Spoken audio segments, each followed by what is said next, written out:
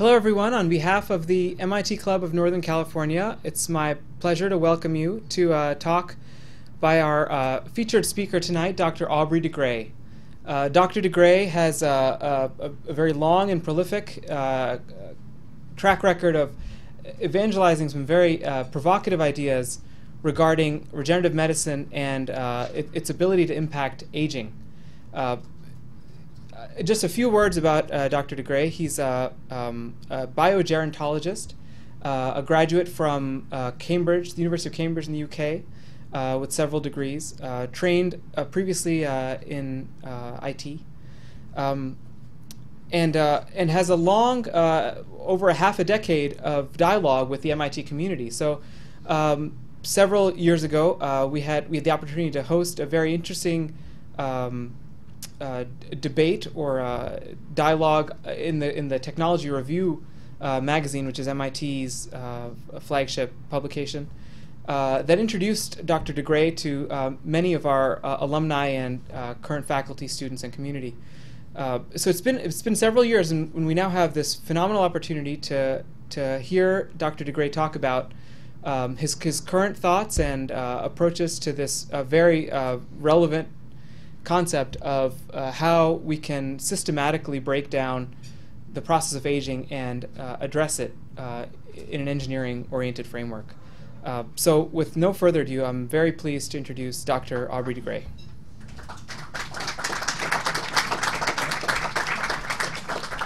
Thank you very much, Amara, and thank you to all the organisers for having me along, and to all of you for turning up. And I'm going to try to leave a reasonable amount of time for questions at the end. I'm going to try to talk for no more than an hour. I think the schedule says that we have until roughly 8:30 for the slot. So yeah, this is the title of the talk, and this is what I'm going to be talking about, obviously: regenerative medicine to combat the aging process. And I'm going to spend nearly all of my time talking about how this is going to actually occur. Of course, I'm aware that an audience of MIT alums is generally quite technically sophisticated. I appreciate that most of you are not biologists, so I won't be assuming any significant prior biology knowledge, but I will be trying to describe things in a way that people with an engineering mindset can appreciate the plausibility and logic of. I'm going to start just with a few introductory remarks, however, about what we do and why. So Sense Foundation is the organisation I work for. It's a charity, a 501c3, based in Mountain View, actually, just south of here. And we are focused on developing regenerative medicine to combat aging, and also on outreach and general public relations to ensure that this type of medicine is eventually made universally available. That's what we do. The first question you might then ask is, well, what's so important about this problem? And the simplest answer to that question really comes down to numbers. One misconception that a number of people have, and I'm not sure whether this audience will particularly have this misconception, but it's worth taking into account, is that death from aging is the sort of death that you'd like to have. Death that you get when you avoid all of the nasty diseases of old age that we don't want to have, like Alzheimer's and cancer and cardiovascular disease. And you have a nice long innings, you live to maybe 90 or something like that, and then you keel over in your sleep. You die of what people used to call natural causes. But from a biological perspective, that definition of death from aging is nonsense. Because the diseases I just mentioned, and of course a whole bunch of others, that predominantly affect older individuals, there must be some reason why they don't significantly affect young adults. The only reason there can possibly be for that is that these diseases are aspects of the later stages of a process that goes on throughout life, when that process is, of course, aging. So the biologically correct definition of death from aging includes all of the diseases of aging, includes death from all of the causes that predominantly affect older people. And if we take that into account, then we come up with some pretty amazing numbers. It turns out that roughly 100,000 people die each day of all causes worldwide added together. Absolutely all causes added together. Out of that 150,000, roughly two-thirds, roughly 100,000 people each day die of aging. If we look at the industrialized world, USA, anywhere you like in the industrialized world, then of course, not many people die of malaria and so on. So the result is that the proportion of people that die of aging is much higher. It's something like 90%. So what this leads to is that aging is pretty unequivocally humanity's biggest problem. For sure it's humanity's biggest medical problem. So we'd better do something about it, really. And besides, let's face it, even if you do die of natural causes, what part of this is it hard to understand? Most people would prefer to stay like the people on the left, really, even if this guy here is, in danger of having his head bitten off by a shark in a moment. So really, it's a big bad problem, and that's really why we work on it. So the structure of this talk will be as follows. First of all, I'm going to spend quite a little while giving a rather abstract description of the nature of this problem of aging, and the spectrum of options that are available to us for potentially combating it. And I'll be explaining why one of those options seems to be a great deal more promising than the others. Then in the second section, I'm going to be breaking that particular approach, the approach that I favour, down into sub-problems, and I'll be explaining how we can do that and why this is a useful thing to do. By that time, it will have become apparent to you that this approach to combating aging has a lot of details to it. It's really complex. So I will not be trying to explain it at the level of detail that a typical biologist would require. What I will do instead is just select one of the components, one of these 7 components that I'm going to have discussed previously, and I'm going to drill down with that one at a level of proper hardcore biology that would stand up to scrutiny in a biology conference. That's going to be the real hardcore biology of the talk. That's going to take me probably 3/4 of the way through my time, and in the last 10 or 15 minutes I'm going to talk about the longer term. And at that point I'm going to move on from biology. I'm going to start talking about technology in general, and in particular about the history of technology. And I'm going to be summarizing my thoughts about what we can infer from data on the history of technology about what progress is likely to be made in progressively improving these therapies that I'm going to have discussed in the earlier part of the talk. And I'll be introducing this term longevity escape velocity, which, as you will discover, is actually a very fundamental aspect of what we can expect the consequences of these therapies actually to be. So I'm going to spend a little while describing what that is, and then a little while describing why it's a realistic concept. And then in the last minute or two I'm going to be talking about how everyone in this room can make a big difference to actually getting these therapies to be developed sooner rather than later. Alright, so as I say, I'm going to start up here. I'm going to talk in reasonably abstract 30,000 foot terms about what the problem is and the options for solving it. And as usual in such cases, the correct first step is to define my terms, to actually tell you precisely what I mean by regenerative medicine and precisely what I mean by aging, because you've probably got a fair idea in your minds about what both of those terms mean, but I want to make sure that we're on exactly the same page, because there are some potential variations in people's impressions of that definition. First of all, regenerative medicine. Now, you've all heard of stem cell therapy. That's definitely part of regenerative medicine. I bet that most of you, especially since you're connected with MIT, have heard of tissue engineering. Some of the most prominent pioneers of tissue engineering are professors at MIT. Those two things really encompass everything in regenerative medicine that people would normally describe as regenerative medicine. But that's not a definition, clearly. It's just a couple of examples. if we want a definition of regenerative medicine, then this does quite well. Some kind of medicine that restores the structure of a tissue or an organ or the whole body for that matter to how it was before it suffered some kind of damage. And that's clearly a much more general statement.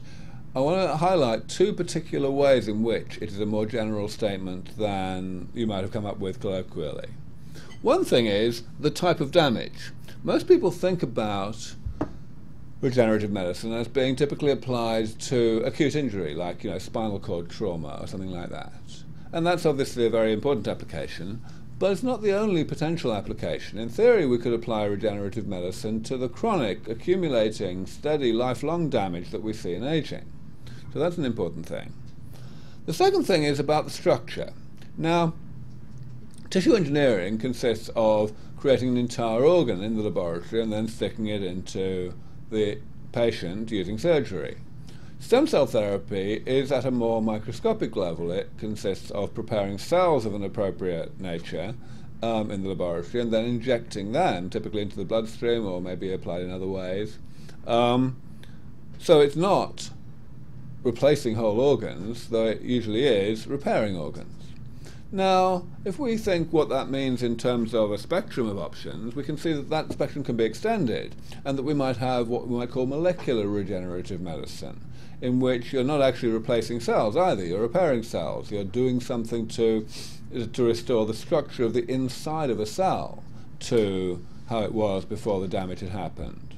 Or, of course, this could equally apply to the material between cells in the extracellular space. Turns out that that's actually a very important thing to acknowledge when we come to describing what we need to do for regenerative medicine against aging. Okay, so that's all I'm going to say about regenerative medicine for now. What about aging? So there are an awful lot of definitions of aging out there, an awful lot. And most of them are perfectly unexceptionable. They're perfectly fine in terms of correctness. But what we need is a definition that's more than correct. What we'd like is a definition that helps us to orient our thoughts around how to actually do something about aging, on how to develop interventions. And most of the definitions that are out there are not any use whatsoever in that regard. So I like this definition. I'm saying a couple of important things with this definition. First of all, I'm saying metabolism eventually causes pathology. Okay? Now, what that means, in more down-to-earth terms, is aging is a side effect of being alive in the first place. Metabolism is the word that biologists like to use to encompass all of the molecular and cellular and systemic processes that go on throughout life and keep us in reasonably good condition for as long as we last, that keep us going from one day to the next and 1 year to the next. Pathology is the word that I'm going to use to encompass all of the things that go wrong late in life. So the diseases I mentioned earlier, or of course all the ones I didn't mention, and also all the things that we don't necessarily call diseases, but which nevertheless are bad for people late in life. So decline in function of the immune system, for example. So metabolism eventually causes pathology. You knew that, but obviously it's something that's got to be incorporated explicitly into a good definition of aging. But the other thing I'm saying in this definition is perhaps even more important, and certainly a little bit less obvious. This definition incorporates a description of how metabolism eventually causes pathology. Namely, that there are these intermediates, which I'm going to call damage. That's exactly the way, that's the way I'm going to be using damage this evening. I'm going to be using it only in this very precise way.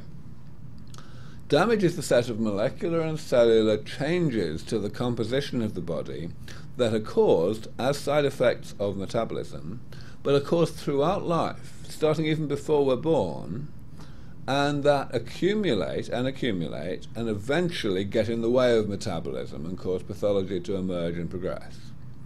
So that's what damage is. And that turns out to be an extremely important thing to incorporate into a definition if we want to think about options for intervention. Here's why. At the moment, there are really two classical traditional schools of thought when it comes to combating aging. And I'm going to call those schools of thought the gerontology approach and the geriatrics approach. So the geriatrics approach encompasses pretty much everything that we have today for treating the diseases of old age. it essentially comes down to treating those diseases in just the same way that we treat other diseases. In other words, to characterize the symptoms, try to alleviate the symptoms and make them go away. But this little diagram shows rather clearly why geriatric medicine is so frustrating. The target of the geriatrician, the pathology of aging, has this accumulating precursor called damage. So the geriatrician's job is intrinsically getting harder and harder as the patient gets older. And that means that geriatric medicine is better than nothing, yes, but it's not much better than nothing, and it can't, even in principle, ever be much better than nothing. It will always face this problem of this, if you like, downward spiral. Okay, so quite a long time ago now, people started to think, well, actually, yeah, that's a bit of a problem. Why don't we try to adopt the principle that prevention is better than cure? Why don't we, in fact, try and get stuck in at an earlier point in the chain of events and do this? And that's the gerontology approach. That says, let's instead clean up metabolism. Let's try and manipulate our metabolism so that it creates these various types of damage more slowly than it naturally does. If we can do that, then of course we've got the right result. We're going to postpone the age at which the damage reaches a level of abundance that is pathogenic. So that sounds quite promising, unlike the geriatrics approach, which, as I explained, is a losing battle. Unfortunately, the gerontology approach also has a big problem. Here it is. Metabolism is exceptionally complicated. This here is a simplified diagram of a small subset of what we know about how our metabolism actually works. And that's pretty bad, as you can see. It's pretty hairy. But the real problem is not that. The real problem is that this is a simplified diagram of a small subset of what we know about how metabolism works. And as any biologist will tell you, that amount is absolutely, totally, utterly dwarfed by the astronomical amount that we don't know about how our metabolism works. Even ignoring all the stuff that we don't even know that we don't know. So, it's hopeless. Basically, at this point, yes, the gerontology approach can, in principle, be much more effective than the geriatrics approach in postponing age-related ill health. But, in practice, it's an idea whose time has absolutely, emphatically not come. All right, well, that's fairly miserable, isn't it? But if that were the end of my story, I wouldn't be here, obviously. So what's the catch? How are we going to get ourselves out of this conundrum? Well, in order to introduce the answer to that question, I'm going to briefly digress into cars. This especially helps non-engineers. I'll whip through this fairly quickly for you guys because I think you'll probably get the idea very quickly. Essentially, I like to emphasize, especially to non-biology audiences and to general audiences, that the human body is a machine. Obviously a very complicated machine, but still a machine. And therefore, that we may be able to get clues for how we would be able to extend the healthy, functioning lifespan of that machine beyond its warranty period by looking at how we already successfully extend the healthy, functioning lifespan of simple man-made machines beyond their warranty period. So here's a car that's more than 50 years old, which is obviously a few times longer than your average car lasts. And it got that way because it was built well, with corrosion-resistant metal and really tough tires and all those good things. So that's very much the same reason why the human body lasts so much longer than the body of a dog or a mouse. We've just got better inbuilt automatic anti-aging machinery than what they have. But the reason I put this up here is not to celebrate Land Rovers, but to contrast Land Rovers with VW Bugs, because there are just as many 50-year-old VW Bugs driving around the streets of this country as there are 50-year-old Land Rovers. Here's one that was built in the same year as the car on the previous slide. And of course the reason they're still going is not because they were built to last.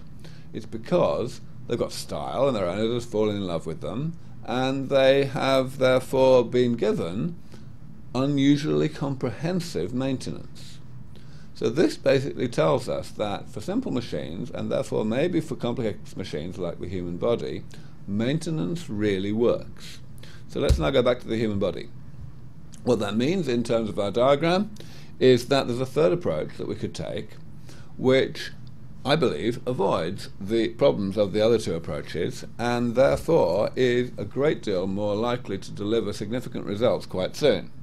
I'm going to call it the maintenance approach, and of course, as you can see, what it's all about is, rather than trying to slow down the process where damage causes pathology, or the process where metabolism causes damage, instead we uncouple those processes from each other by periodically going in and repairing damage so that the damage never gets to the level of abundance that is pathogenic.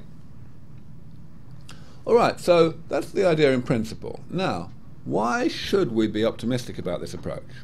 Well, look at the problems of the other two approaches. The problem with the geriatrics approach, as you recall, is that it's a losing battle, because the precursors of the geriatrician's target are still accumulating. But this is those precursors. The damage, by definition, does not have any accumulating precursors of its own. It's created lifelong.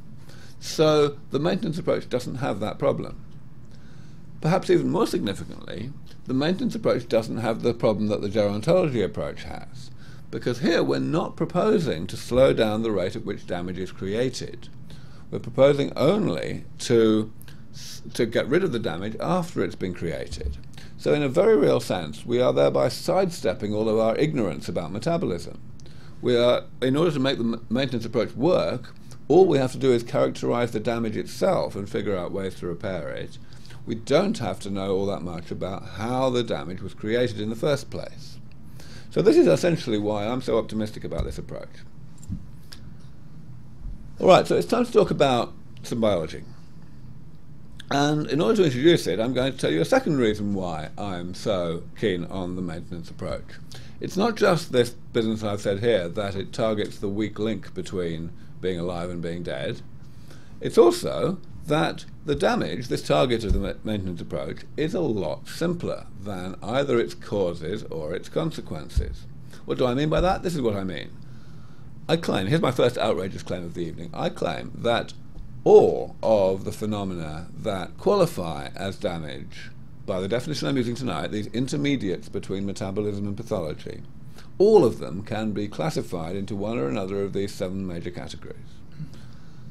And if you look at what these categories are, I've named them using fairly colloquial language, but they are really down-to-earth, concrete, real biological things. So, junk inside cells. What does that mean? That simply means molecular byproducts of normal, essential metabolic processes that, for whatever reason, the cell does not have the machinery either to break down or to excrete. So, therefore, the cell has no choice but to sequester that stuff and just pile it up, typically in a structure called the lysosome.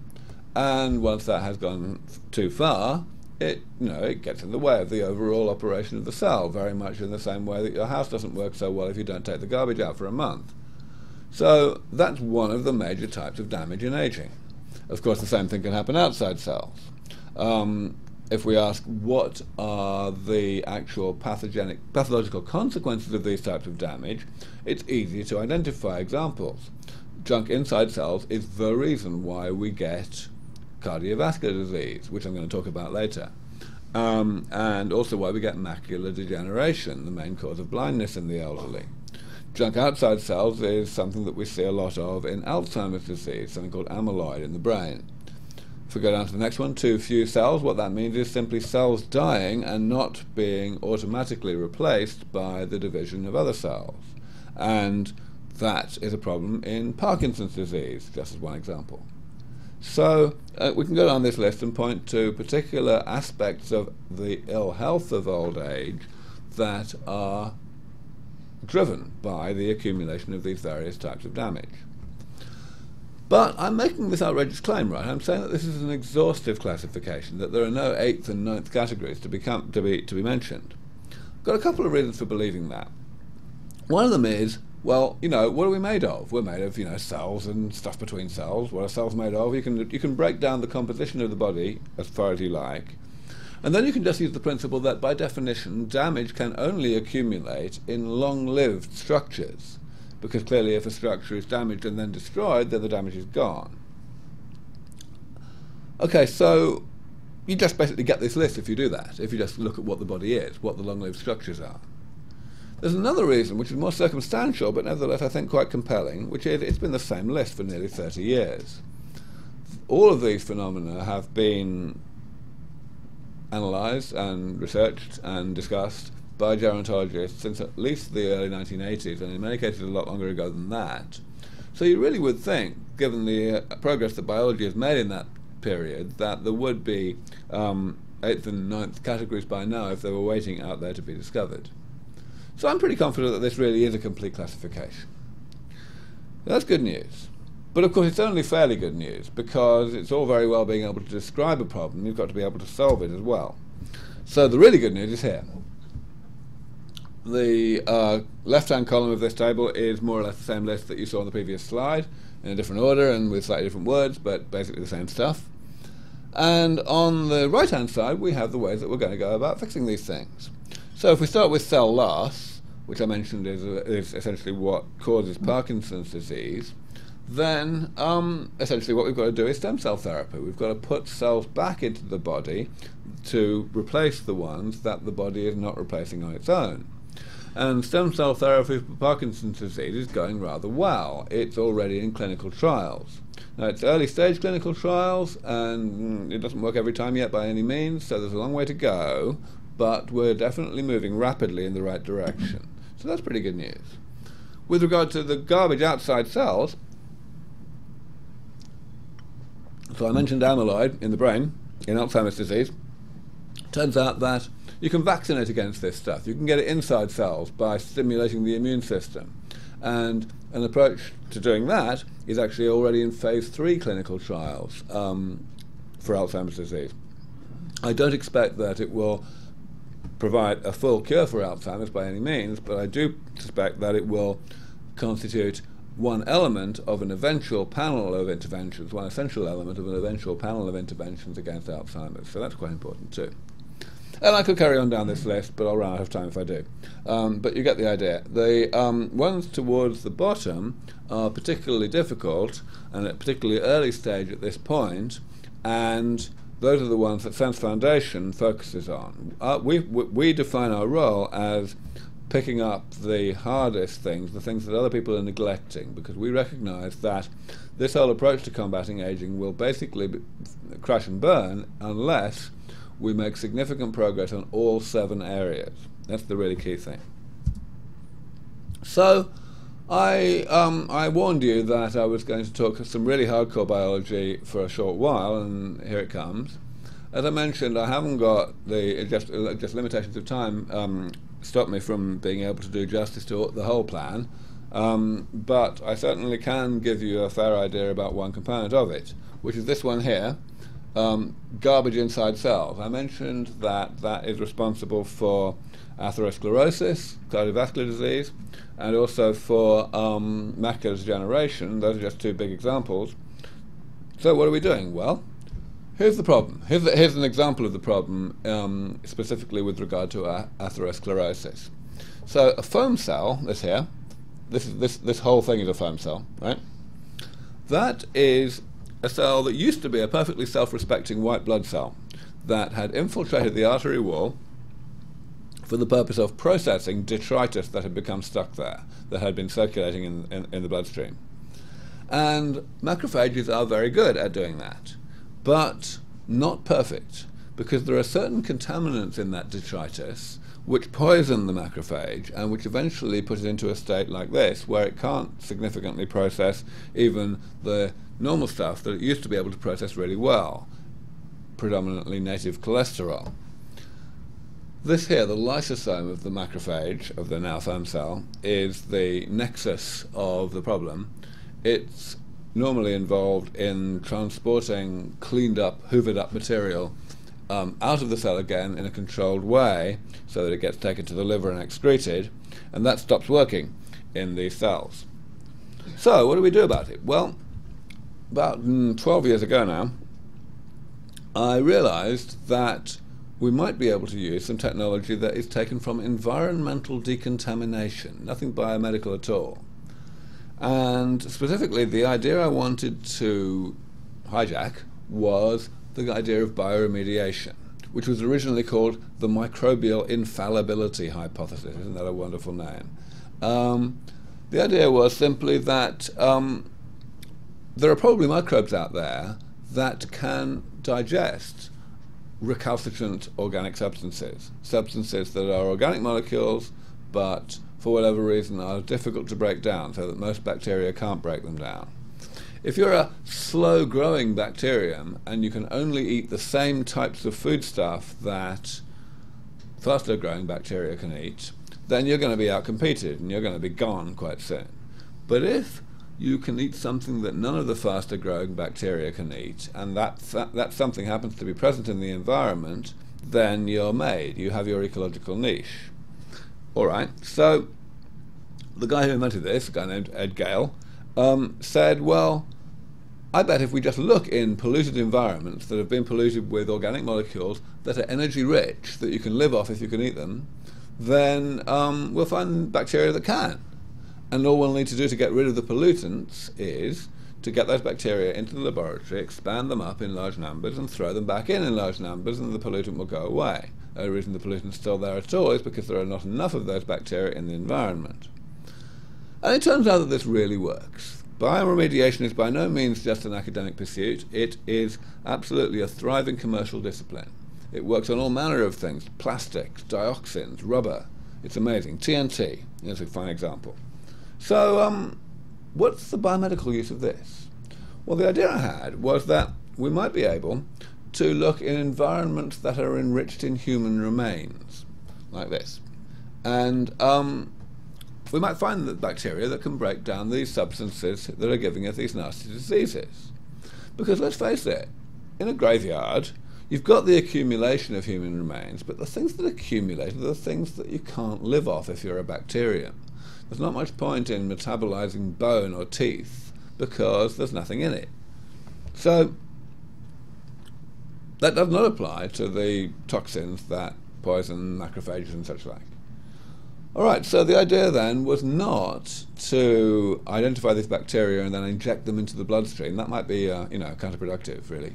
But instead to figure out how they're doing it, what genes they have that give them the capacity to break down these nasty substances, and then maybe we can introduce those genes into our own cells in such a way that our own cells have an augmented breakdown capacity so that they can break down the things that they naturally can't. That would do the job. Essentially, in graphical terms, what I'm saying is this: that there's a natural process that turns young people into old people and eventually into dead people, and then there's a completely different process encoded in the microbial ecology that turns dead people into decomposed people, and all we have to do is figure out what that process actually is, doing standard molecular biology, cell biology, and the result is we can apply that knowledge to our own cells. So this is my absolutely horrible little picture of a neuron, and thereby combat the process that turned young people into old people in the first place. That's the plan. So does it work? You bet it works.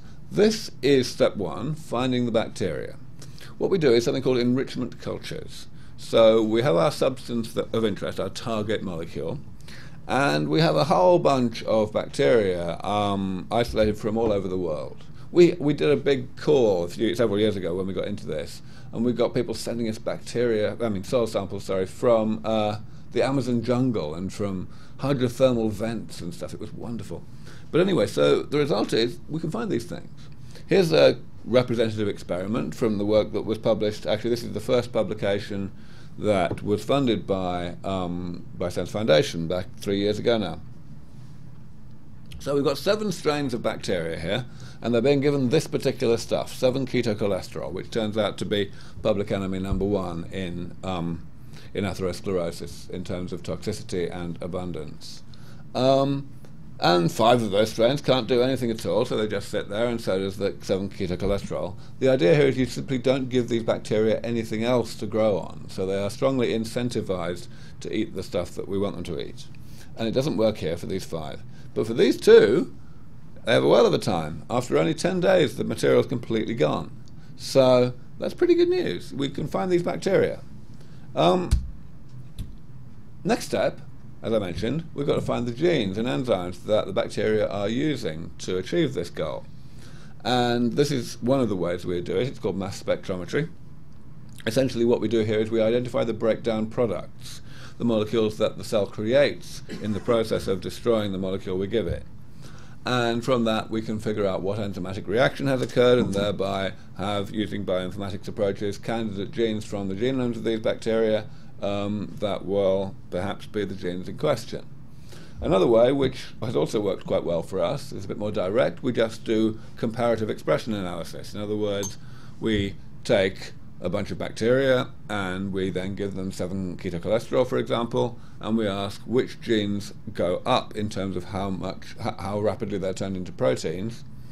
And then we give another sample of those bacteria a similar molecule that we don't want it to break down, like, for example, native cholesterol. And we ask the same question. And the candidate genes that we go forward with are ones which are upregulated in the presence of 7-ketocholesterol, but not in the presence of the similar molecules. So that's worked pretty well for us as well. Step 3 is to get the gene or enzyme into our own cells. And so far, we're only working in cell culture. We're working with cells in a petri dish. But we make a construct like this. Some of you who are biologists may have seen diagrams like this every so often.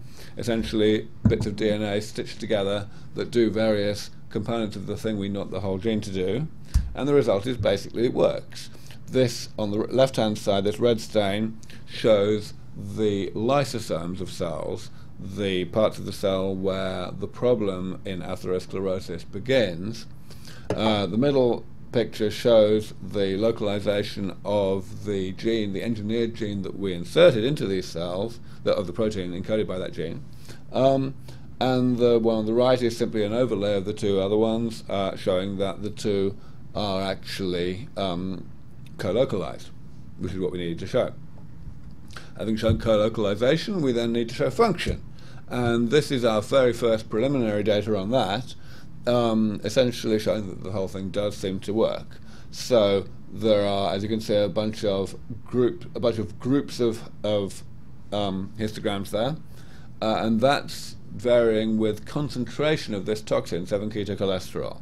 So back here on the right-hand side, essentially the message from that column is that once you've got an enormous amount of 7-ketocholesterol, even having this gene is of no use. But the message of the others essentially is because the rightmost column is higher than the other ones, and what we're measuring here is viability of cells, that basically says the construct is working. The cells are protected from this toxin, so long as the toxin is not present in ridiculously high doses, by the presence of this transgene. All of the other 5 things are controls of various sorts, where there's no transgene, or where there's no toxin, or where there's there's a transgene but it's not targeted to the lysosome, things like that.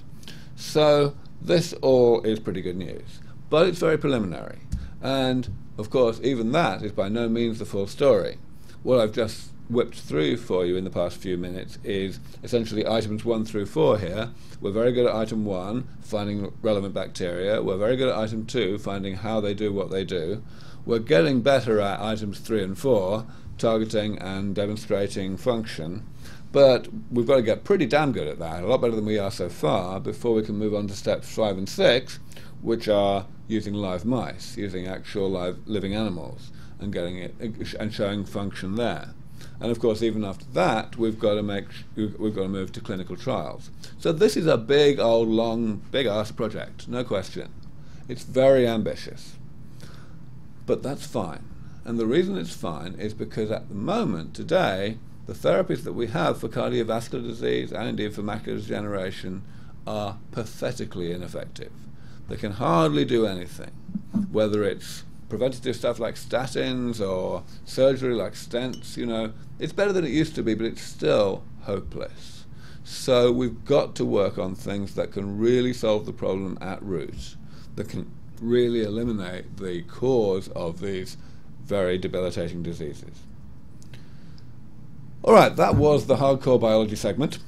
Now I'm going to talk about longer-term technology, and I'm going to introduce this thing called longevity escape velocity. I believe that with regenerative medicine, we can not merely postpone the ill health of old age, we can actually postpone it indefinitely, which I think can legitimately be called defeating aging. But the technologies that I have summarized in this table that you saw earlier do not, in my view, have the prospect of entirely eliminating aging by entirely repairing the damage of old age. I think that the effectiveness that they will have is roughly described here, that we'll be able to give people about 30 years of additional life. The good news is that the people that will get those 30 years will be people who are already in middle age when we start the application of the therapies. So that means that quite a number of people in this room, according to my estimates, have a pretty good chance of actually getting these therapies and benefiting from them. I've called that milestone robust human rejuvenation because it was useful for it to have a name. So, hang on though, what's the catch? 30 years is great, but it sure as hell isn't defeating aging. So why do I talk about defeating aging? Well, I'm going to explain that by reference to the third reason why the maintenance approach is so cool. So you'll remember that I've told you already that the maintenance approach is promising because it targets the weak link between being alive and being dead, and also because that particular weak link is simpler than either the earlier process, metabolism, or the later one, pathology. But there's a third reason, which is that repairing damage buys time. It means that if damage is continuing to accumulate in the machine, in this case the human body, then it won't get back to being the same functional age, having the same amount of damage, until some time after you actually did the therapies. So let's see what that actually means in practice for our particular problem, namely aging. So, first thing I want to say about this diagram is it is very schematic indeed, as you can see. Please do not try to take anything quantitative away from this. I'm just really trying to get a point across. So what we have here is the depiction of how aging happens at the damage level. So on the x-axis we have age, on the y-axis we've got reserve. Reserve is not a new concept I'm introducing here, it's simply the reciprocal of damage, so the amount of additional damage that someone can afford to accumulate before things start going badly wrong. Alright, so the red line then denotes normal aging. You start off at age 0 with lots of reserve, not a lot of damage. Time goes on, aging happens, damage accumulates, reserve is depleted, and eventually we get down to this point where it crosses this horizontal dotted line I'm going to call the frailty threshold, and that's where pathologies start to emerge. Alright, so the pink line is what I've told you so far. We take people who are in middle age, so they've got a bunch of damage, but they haven't got enough damage yet to have caused the pathologies of old age. And we have these reasonably comprehensive therapies that repair that damage. So let's say they take it up to here. They fix a bunch of, let's call it the easy damage. And there's some difficult damage that the therapies don't work on, but still it is rejuvenation. The person is biologically younger than they were before they had the therapies. So then, remember that we're not proposing to actually slow down the rate at which damage is created. So that means that that's why the slope of this next part after the therapies is the same as the slope of the red line. But then, of course, we can apply the therapies a second and third and fourth time, and that's what's happening here. So that's why we can get a lot more life extension than we would from just one application of the therapy. However, as you can see, doing that hits diminishing returns. Each time you apply the therapy, it works less and less well. And it's easy to see why that is. It's because the difficult damage is continuing to accumulate unabated, so that eventually, on its own, even however well we are fixing the easy damage, the difficult damage is going to be enough to tip our hero over the frailty threshold, following which it's not got long for this world. So now let's bring in the fact that repairing damage buys time. Here's where it starts getting interesting. Because the interval between the first and second applications of these rejuvenation therapies to the individual, to this one individual, is quite a long time, maybe 15, 20 years. And that's a hell of a long time in technology, as all of you are very familiar with, including biomedical technology. which means that it's completely unreasonable to suppose that when our hero comes in for their second rejuvenation, that they will actually get the same therapies that existed 15 or 20 years previously. What's actually going to happen is they're going to get therapies that have been improved as a result of the technological breakthroughs made in that interval. So that's what the orange line is trying to show. That the second time round, the individual is going to be rejuvenated not only up to here, where the old therapies would have managed, but up to here. And this, as I'm showing it, means that even though this person is, of course, chronologically older than they were the first time they got rejuvenated, nevertheless, they will be biologically younger. If we do that, then magically the whole diminishing returns problem goes away. And in the long term, we can just carry on applying these therapies and people will continue to get biologically younger as they get chronologically older. And they never get anywhere near the frailty threshold, so they never get sick from aging, and therefore they never get dead from aging. So that is the general reason why it's reasonable to suppose that regenerative medicine of the future will in fact be able not merely to give maybe 30 years of additional healthy life to people in middle age, but actually to postpone their ill health indefinitely. Very counterintuitive concept, but I think you get the idea. Now, of course, there is a minimum rate of progress that's required. The slope here is downwards, the slope here is upwards over the long term. You've got to make enough progress in terms of improving the comprehensiveness of these therapies, or else the whole thing doesn't happen. So that minimum rate of progress is such an important concept that I gave it a name. I called it longevity escape velocity. Here it is written out in words. Looks pretty horrible, but of course you've seen the concept graphically, so I think you probably get it by now. Nevertheless, here it is. The rate at which these rejuvenation therapies will need to be improved following that first step, where we get maybe 30 additional years of healthy life, in order to stay one step ahead of the problem and outpace the accumulation of damage that they can't yet repair. All right, so that's longevity escape velocity. So now, the big question is this. Are we actually going to achieve and maintain longevity escape velocity? And I'm going to give you a couple of reasons why I believe that we are absolutely certain to do so. First one is to compare this particular problem with other problems in terms of technology of other sorts that have occurred over the recent past. And I'm just going to use powered flight as an example, but you could equally use the history of computing or of combating of infectious diseases, all manner of different things. So the thing I really want to pick out here, the thing I want to highlight, is the fact that there are two very different types of technological advance. One type is fundamental breakthroughs, like this. And the other type is incremental, step-by-step, small refinements of those breakthroughs. Now, the big thing I want to highlight about that distinction is timescales, or rather predictability. Now, clearly, as we've seen over the centuries, fundamental breakthroughs are very hard to predict until they've actually happened. No, there were eminent people still publishing that powered flight was impossible right up until it was done. But that doesn't seem to be the case for incremental advances from there. I bet that the Wright brothers were pretty surprised when it only took 24 years for someone to fly solo across the Atlantic. 22 years from then until the first commercial jetliner, 20 years until the first supersonic airliner.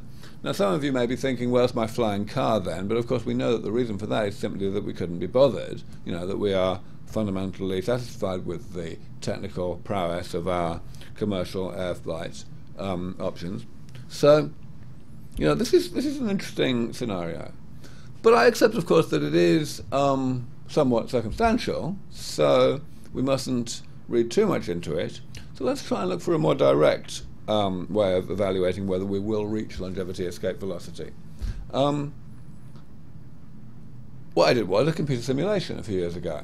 And this is all published, so I can obviously send people copies of the paper if anyone wants it, but I'm just going to give you the bottom line.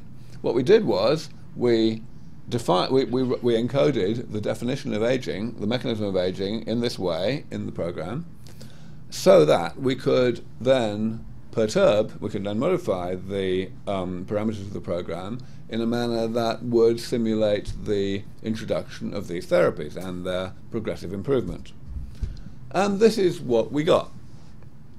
So what we've got here is survival curves. A survival curve is simply a graph showing what proportion of an initial population is still alive at any given age. So the black line on the left here, right down here, is not a simulation. It's simply real data for how long, I think it was US males in 1999, would live. So of course everyone by definition is alive at age 0. Hardly anyone dies until age 50 or 60, then they start dropping like flies, and hardly anyone gets past 100. All right? Now consider the dark blue line, this one here. The dark blue line is a simulation. It's the survival curve of a simulated population which had intrinsically the same risk of death from aging at any given age that was exhibited by the people shown in the black line. And so you can see there is some benefit, but it's very modest. Of course, there's no benefit at all up here. I forgot the key point. This is when they get these therapies. But the key point is that they only get the therapies starting from the age of 80. So that's why the two lines, the black line and the dark blue line, are coincident up until about here, because of course half the people are dead by the time the therapies arrive. After that, there's a benefit, but it's a very tiny one. And that's for a very important reason, which I want to really hammer home to you. Being frail is risky, and it always will be. I do not work on longevity. I work on stopping people from getting sick in the first place. And any longevity benefits that may accrue from this work will be a consequence. There will be a side benefit of actually keeping people in a youthful state of health. So people who are at age 80 when these therapies come along, on average, they're not going to be in very good shape. And therefore, it's going to take a while for those therapies to begin to actually pull those people back from the brink. And what this basically shows is they don't have long enough. If it takes maybe 20 years for that to happen, in each of those 20 years they've got a significant probability of death. They're just not going to get through to the point where they benefit properly. But now let's look at this sky blue line. This is the same simulation using the data from this group showing the black line, but applying these therapies. But in this case, unlike the dark blue line, rather than starting the therapies at the age of 80, we start them at the age of 70, just 10 years earlier. And as you can see, it's more or less the same story at first, but then eventually some lucky people start to become sufficiently comprehensively rejuvenated that things start to come really right for them. The rejuvenation therapies get the upper hand, and if they get beyond about 150 or 200, then their risk of death from aging is completely eliminated. These graphs do not show risks of death from causes other than aging. If you're 60 years old when the therapies begin, then it's the brown line here, and as you can see, nearly half of the population get out there and to this point, which is unequivocally longevity escape velocity. So this is all pretty good news, but what's the really good news, which I haven't yet drawn your attention to, is this up here, the subtitle of this slide. In this particular run of the simulation, I was just insanely, ludicrously, pathetically over-pessimistic in terms of my assumptions about how rapidly these therapies would be improved.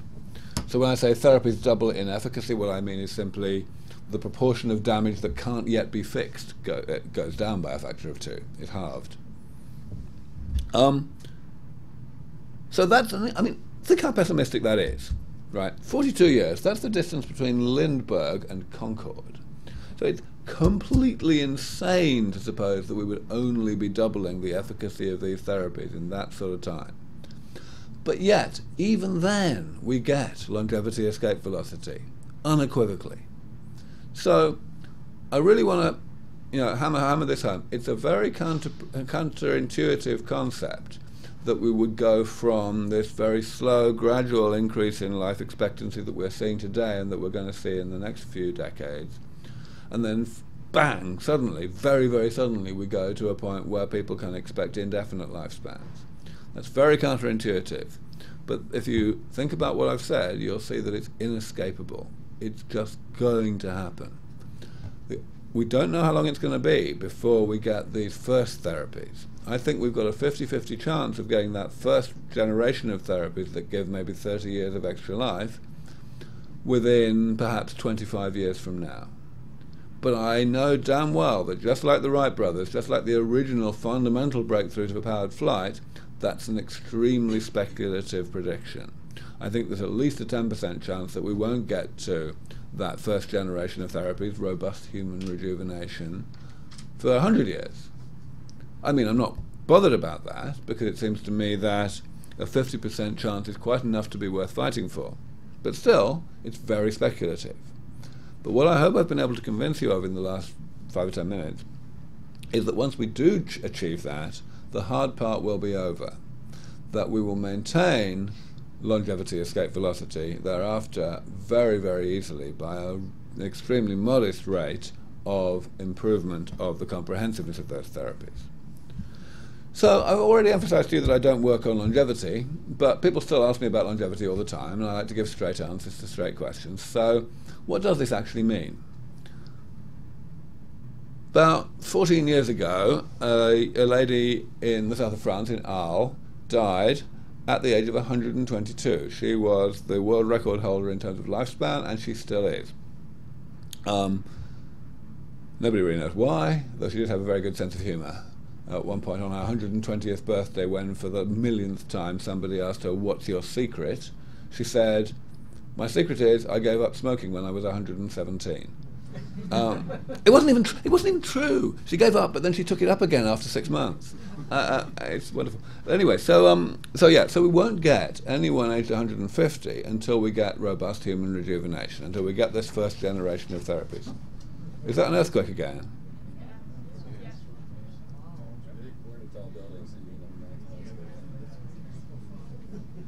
All right. Jolly good. Jolly good. Right, so we won't get 150-year-olds until we get robust human rejuvenation. And I don't know how soon that's going to be.